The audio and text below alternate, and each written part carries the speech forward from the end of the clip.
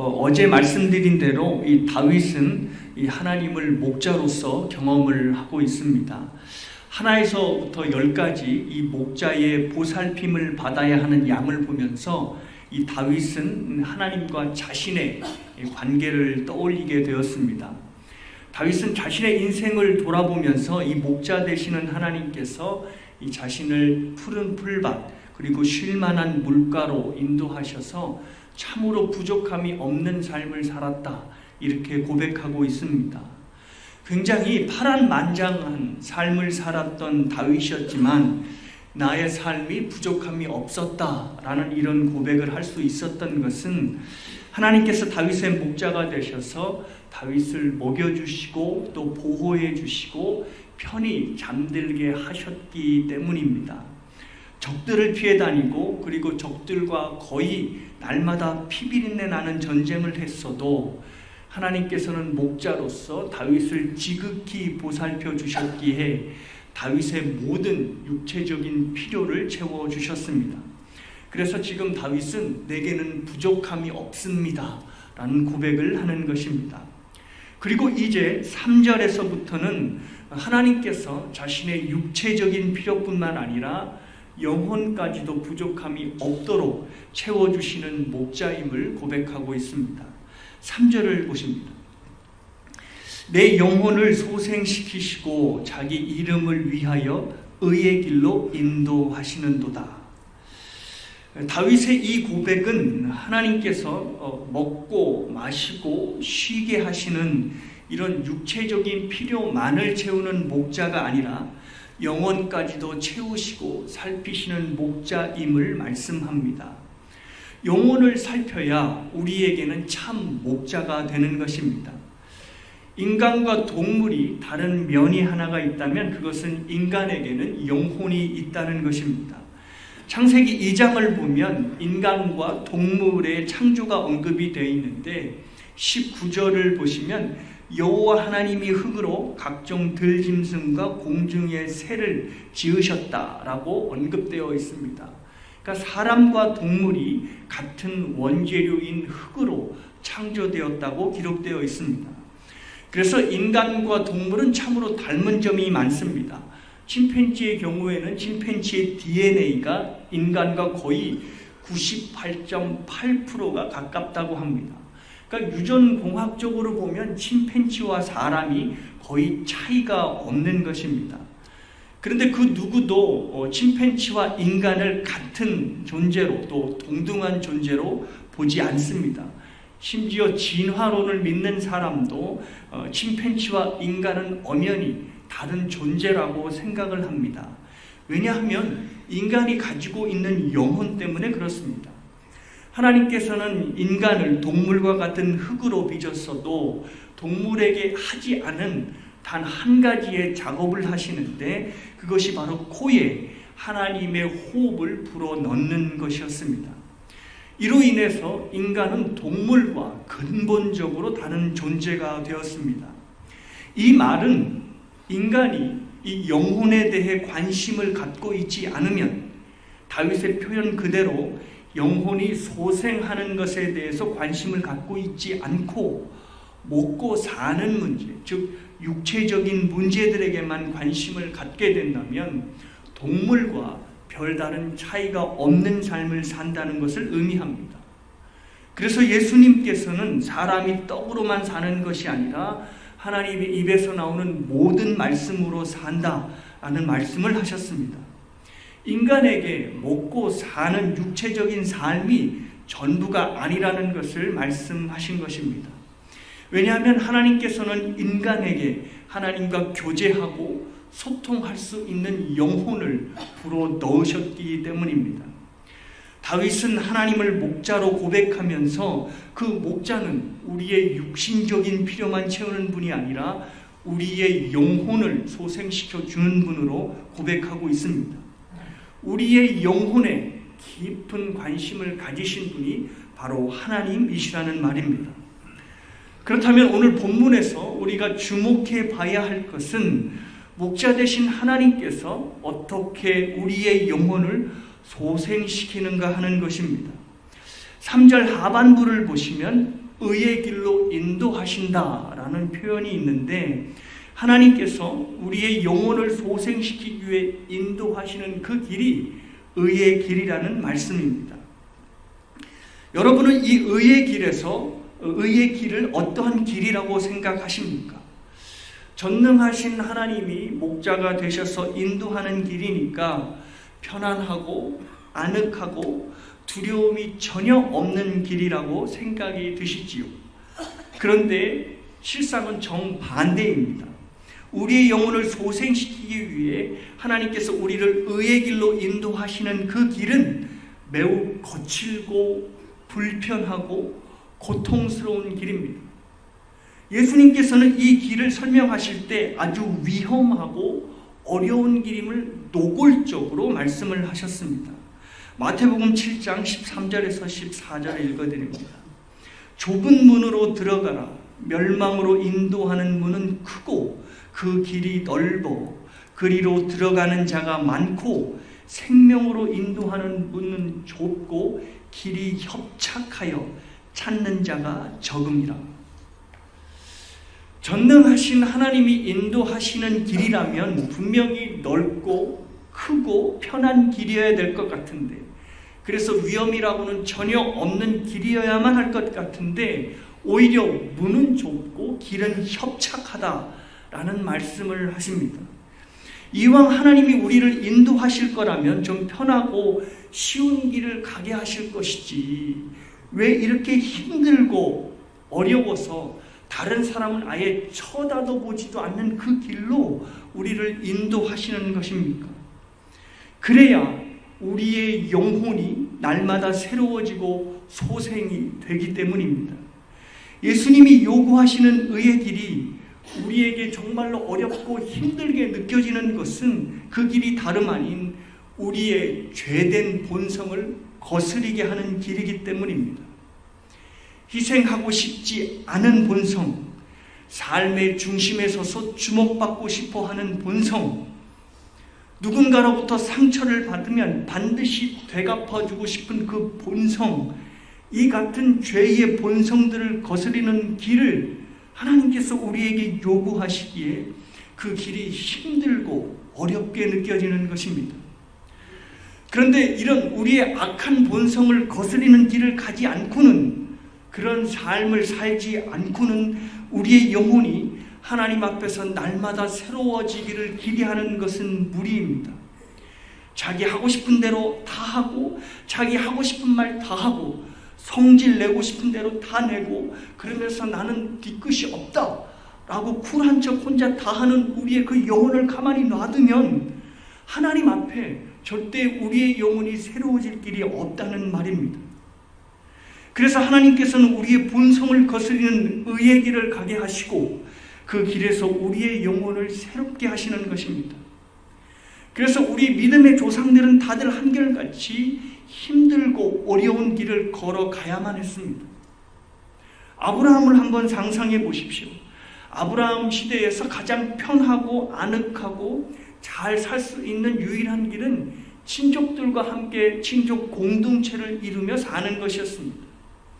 당시는 개인을 지켜줄 수 있는 국가 공권력이 없었던 시대이기 때문에 친족과 가족들이 울타리를 쳐서 서로 삶을 지켜주는 것이 가장 안전하였습니다.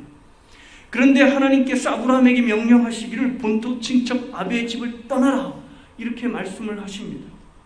편히 살고자 하는 아브라함의 본성을 거스려서 나그네의 길을 걸어가게끔 하신 것입니다. 사도 바울도 마찬가지입니다. 여러분이 아시다시피 사도 바울은 순수 혈통의 최고의 학부에, 그리고 사내들인 공의회가 인정한 권력까지도 한 손으로 쥐고 있었던 사람입니다. 그런데 하나님은 절대 사도 바울을 편하고 넓고 아늑한 길로 가게 하지 않으셨습니다. 이방인을 위한 사도로 부르셔서 철저하게 좁고 어려운 길만을 가게 하셨습니다. 심지어 사도 바울이 사역을 좀 잘하기 위해서 나의 육체적인 가시를 좀 거두어 주십시오 라고 간구했음에도 하나님께서 그마저도 거절하시고 단칼에 자르셨습니다. 힘들고 어려운 길을 가야 할 바울의 약함을 통해서 그리스도의 영광이, 그리스도의 능력이 드러나기 때문이었습니다. 이처럼 하나님께서는 당신의 백성들에게 고통스럽고 어려운 길을 가게 하심으로 하나님의 영광이 드러나게 하셨습니다. 그래서 성경에 나오는 인물은 다들 하나같이 정말로 어렵고 힘든 길을 가야만 했습니다. 그런데 그들이 걸어간 힘든 믿음의 길은 모두 힘들고 어려운 가시밭길이었음에도 불구하고 그들이 그 길을 갈 수밖에 없었던 것은 하나님께서조차도 그 길을 묵묵히 가셨기 때문입니다.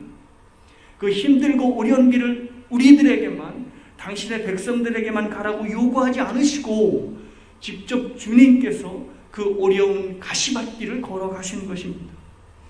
빌립보서 2장 6절에서 8절을 읽어드립니다.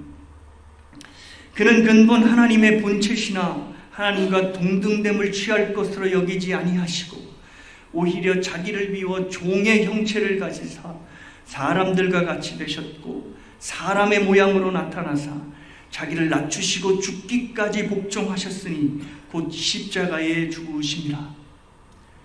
성자 하나님께서 인간이 되어 이 땅에 내려오심으로 하나님으로서 누릴 수 있는 모든 것을 다 포기하셨습니다. 인간의 몸을 입으셨기에 자존하신 하나님께서 음식에 의존하고 사람에 의존하고 시간과 공간에 의존하는 삶을 살게 되셨습니다.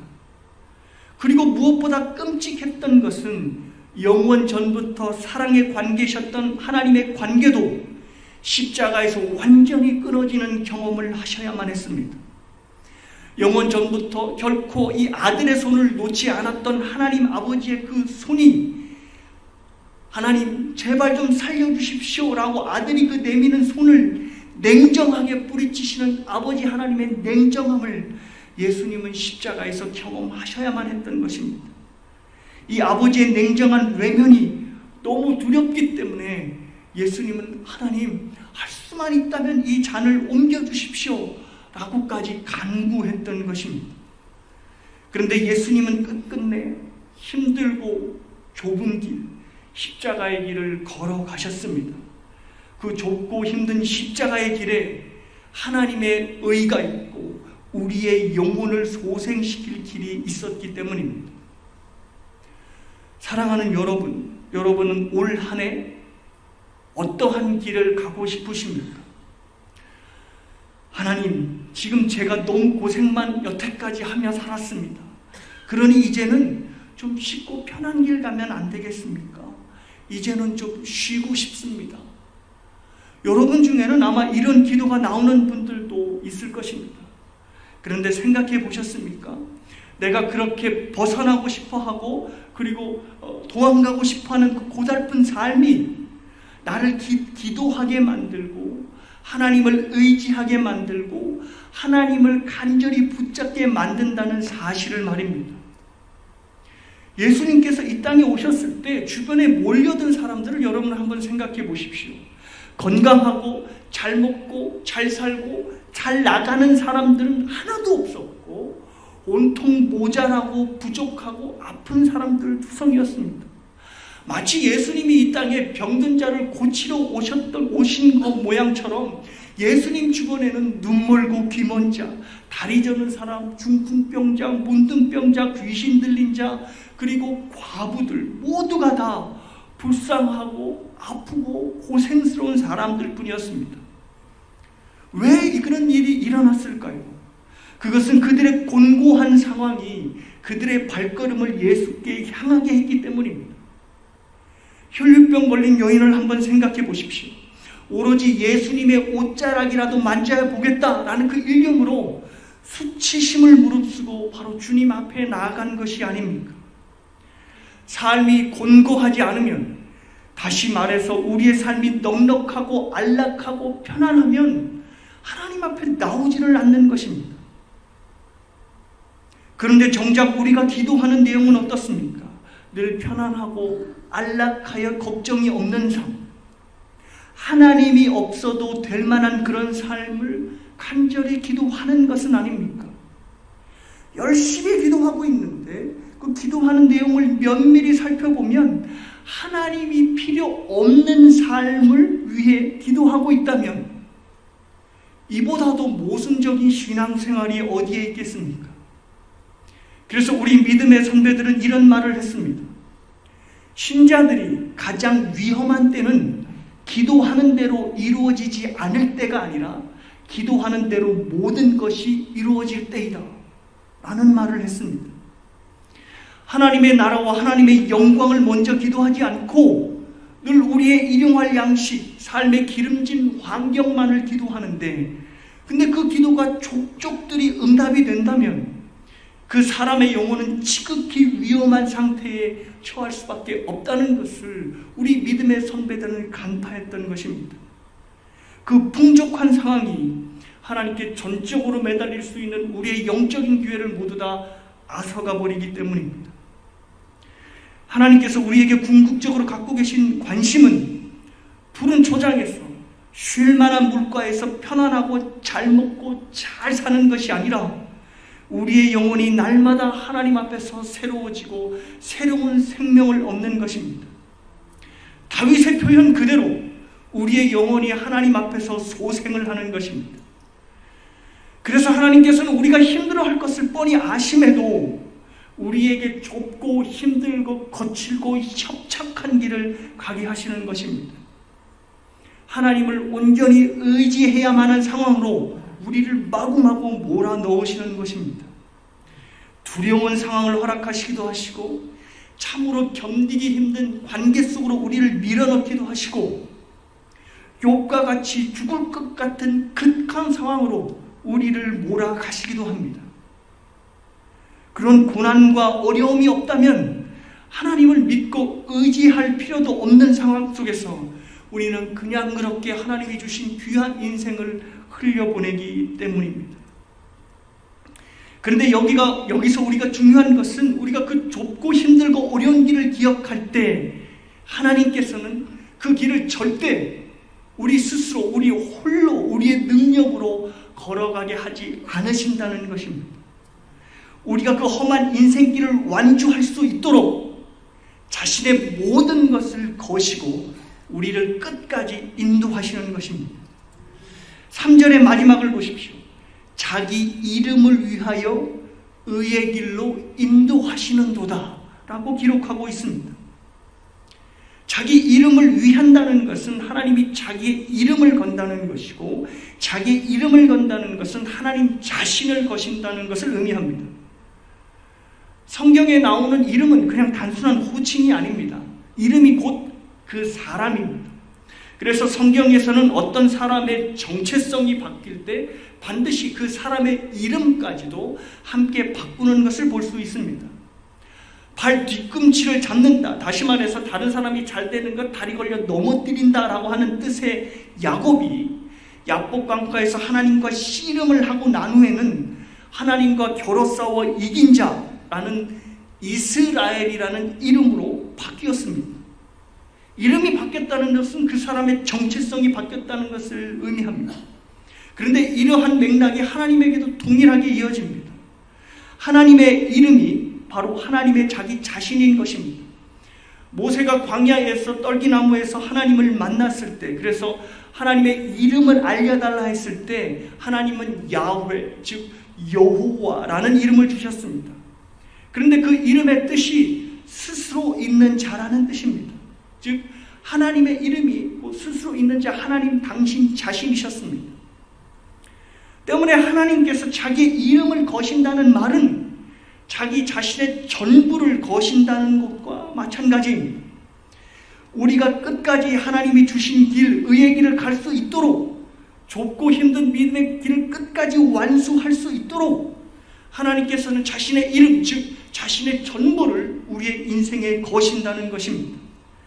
그래서 하나님은 우리에게 그 약속을 지키시기 위해 자신의 전부인 독생자인 예수 그리스도를 우리에게 주셨고, 예수 그리스도의 십자가를 통해서 하나님께서는 우리를 위해서라면 못할 것이 없다는 것을 만천하에 공포하셨습니다. 로마서 8장 31절에서 32절입니다. 그런즉 이 일에 대하여 우리가 무슨 말하리요?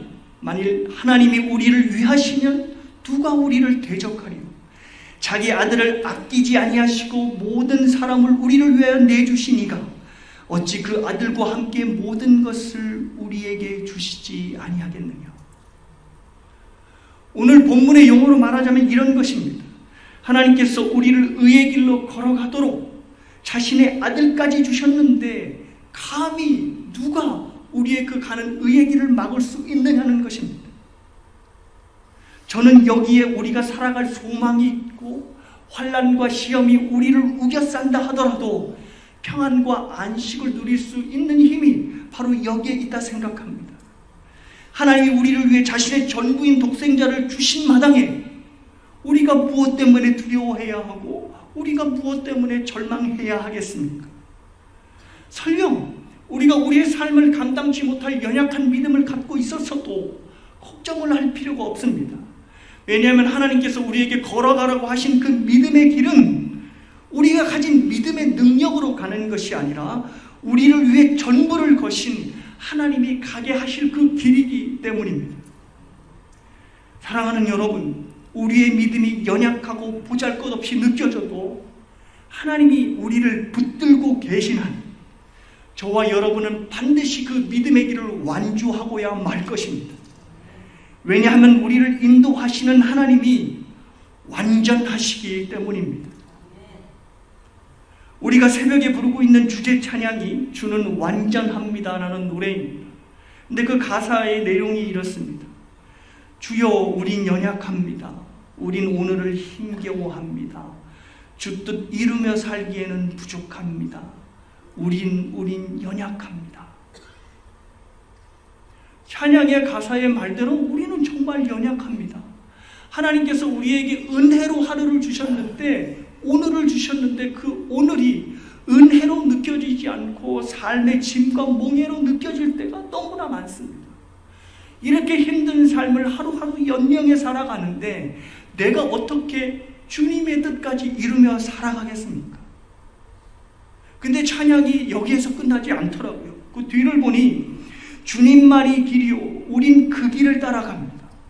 그날에 우리를 이루어 주실 주는 완전합니다. 우리가 끝내 주님의 길을 걸어갈 것인데 그 길을 걸어가는 이유는 나의 믿음이 탁월해서가 아니라 나의 의지가 끝내줘서가 아니라 우리를 인도하실 하나님이 완전하시기 때문입니다.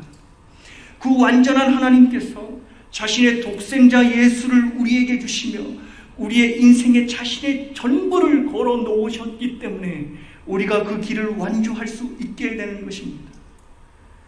하나님께서 저와 여러분의 인생에 자신의 전부를 걸어 놓으신 이상 우리를 절대 포기하지 않으신다는 것을 여러분은 믿으셔야만 합니다.